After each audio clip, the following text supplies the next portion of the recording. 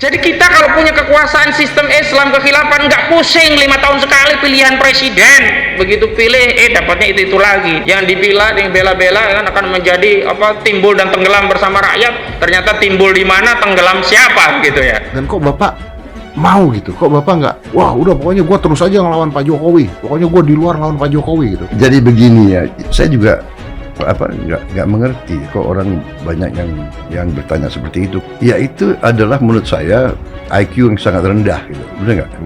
Iya kan?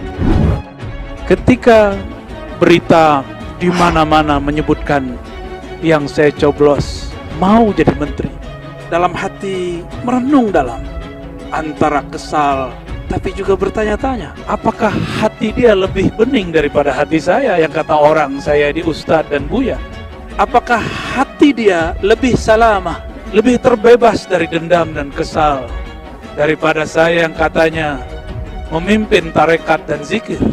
Ternyata disitulah jawabannya. Yang katanya akan menjadi harimau atau macan Asia ternyata ngeong. Sahabat saya di Mulyadi cuma ngomong Prabowo macan yang mengeong saja dilaporin polisi gitu. Tempat jin buang anak, tempat jin buang anak, tempat jin buang anak. Ini luar biasa, faktanya memang begitu. Dia mau jadi presiden untuk apa? Kan untuk mengabdi. Iya betul. Untuk berbakti. Untuk apa? Untuk Indonesia kan? Saya juga begitu. Tujuan sama, mungkin caranya beda lah. Saya juga mau berbakti untuk Indonesia. Nah, kalau sama-sama mau mengabdi untuk Indonesia, kok harus melawan? Setelah selesai ini ya. Ya setelah selesai, kan lebih baik dua-duanya kerjasama untuk mengabdi, untuk merah putih. Prabowo itu yang kita angkat, yang kita dukung, kita junjung di atas kepala. Kita kumpulin duit dari rakyat, dari masyarakat berkarung-karung. Sembayang juga enggak kok, sembayang juga enggak kok. Hati-hati, kadang-kadang orang beragama sudah soleh, sudah lama baca kitab, sudah lama berzikir, seperti Azazil alias Ahyas yang kemudian bernama Iblis. Dia menginjak-injak tanah, harus sujud kepada Adam yang tercipta dari tanah. Azazil mulai rasis, Azazil mulai mempermasalahkan suku. Saya lebih mulia daripada suku tanah, lebih baik dari zikirnya, bahkan lebih baik daripada semuanya. Kami zikirnya lebih banyak. Yang berbicara ini adalah Azazil. Dulu dia yang katanya mau timbul dan tenggelam bersama rakyat, sekarang menjadi satu kesatuan dari pejabat sekarang, menjadi Menteri Pertahanan Jokowi. Padahal dulu anti asing, gebrak meja. Saya belajar dalam sejarah ya. Saya mau cerita ini yang saya belajar, dan ini menjadi semacam panduan untuk saya. Ada dua panglima sangat kuat, Hideyoshi Toyotomi dan yang satu Tokugawa Ieyasu. Walaupun berjubahkan jubah alim ulama, walaupun dia berpakaian pakaian orang soleh, tapi jika di hatinya ada perasaan ana khairum minhu, aku lebih suci, aku lebih baik, aku lebih berhak, maka hati-hati, itulah syayatinul insi, itulah syaitannya manusia. Sedangkan makhluk tubuhnya manusia, di dalamnya adalah iblis, penuh kebencian, penuh kesombongan. Sekarang kemana gebrakan meja itu? Saya kalau di berbagai grup WhatsApp itu sering dapat meme Prabowo gebrak-gebrak meja. Ini dua-duanya hebat, dua-duanya kuat.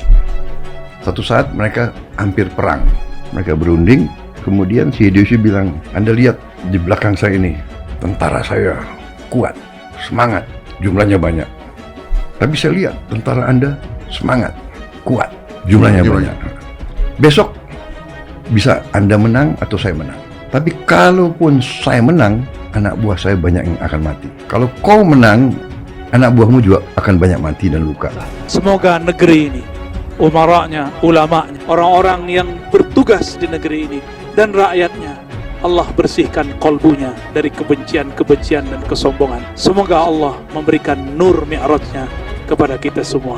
Tobat yang milih-milih itu, jangan pilih Prabowo, pilih khilafah. Takbir. Saya tahu Anda cinta Jepang, saya juga begitu. Kita mau mempersatukan Jepang dan kita mau bikin Jepang kuat. Untuk apa kita perang? Apakah nggak lebih baik kita bersatu untuk mempersatukan Jepang dan Jepang kuat? Si Ieyasu bilang, setelah saya berpikir Anda benar, untuk apa kita berperang? Mari kita bersatu. Jadi kalau sekarang saudara undang saya, pasti saudara tahu risikonya. Bahwa Prabowo Subianto akan bicara apa adanya. Kita harus bersatu kembali menjadi Indonesia, negeri Pancasila yang mempersatukan kita semuanya. Oleh karena itu, saya mengajak Pak Prabowo Subianto untuk bersama-sama membangun negara ini. Kenapa Anda pilih saya? Saya kan tidak suka sama Anda. Oh, saya tahu Anda tidak suka sama saya. Dan saya tidak suka sama Anda. Tapi saya tahu Anda cinta tanah air. Dan saya cinta tanah air. Jangan lihat ke belakang. Lihat ke depan. Kewajiban mendoakan para pemimpin. Wa in jara, meskipun dikabarkan dia zalim, meskipun dikabarkan tidak disukai, maka wajib mendoakannya. Ketika beliau di penjara, kalian melempem, kalian jadi lembut, kalian jadi belok kepada orang-orang yang zalim. Kita boleh bangga bahwa kita sudah berada di jalan benar. We are on the right track. Karena itu, dengan suara-suara yang ingin memperkeruh keadaan itu tidak perlu dihiraukan. Jangan mau terpengaruh apa yang dibuat kepada negara ini. Nol besar. Semoga negeri ini, umaranya, ulamanya, orang-orang yang bertugas di negeri ini dan rakyatnya, Allah bersihkan kolbunya dari kebencian-kebencian dan kesombongan. Semoga Allah memberikan nur mi'rajnya kepada kita semua. Mari kita semua sekarang kembali rukun kembali. Saya yakin beliau adalah patriot yang menginginkan negara kita makin kuat, makin maju, dan makin adil dan makmur. Kita ingin adanya pergantian presiden karena kita menganggap presiden kurang layak untuk mensejahterakan rakyat, untuk berbuat pada negara. Presiden Joko Widodo sedang bekerja dengan all out, dengan habis-habisan. Dan selalu yang menjadi dasar pemikiran beliau adalah keselamatan rakyat yang paling miskin dan rakyat yang paling lemah. Saya pun sebagai Menteri Pertahanan, saya telah menghadap Presiden Republik Indonesia dan saya pernah menawarkan, Bapak Presiden, kalau perlu anggaran pertahanan kita alihkan untuk mendukung pemberantasan COVID-19 ini. Beliau menerima tawaran saya, tapi beliau mengatakan tunggu dulu, kita masih mampu. Tapi demikianlah, yang paling utama kita adalah kepentingan rakyat, keselamatan rakyat, kesejahteraan rakyat. Cari kalian bersatu, bahkan saya habisi kalian, berapapun kalian mengkhianati kalian prinsip, bahkan saya habisi dan bahkan saya musnahkan jelas. Ini saya merasa perlu ingatkan, karena kita percaya diri, kita ingin mengabdi untuk kepentingan bangsa, negara, dan rakyat. Kita harus tambah semangat, harus tambah setia kepada rakyat. Kita harus bersatu kembali menjadi Indonesia, negeri Pancasila yang mempersatukan kita semuanya. Oleh karena itu, saya mengajak Pak Prabowo Subianto untuk bersama-sama membangun negara ini.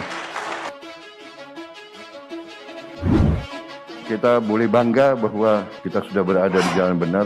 We are on the right track. Karena itu, dengan suara-suara yang ingin memperkeruh keadaan itu tidak perlu dihiraukan.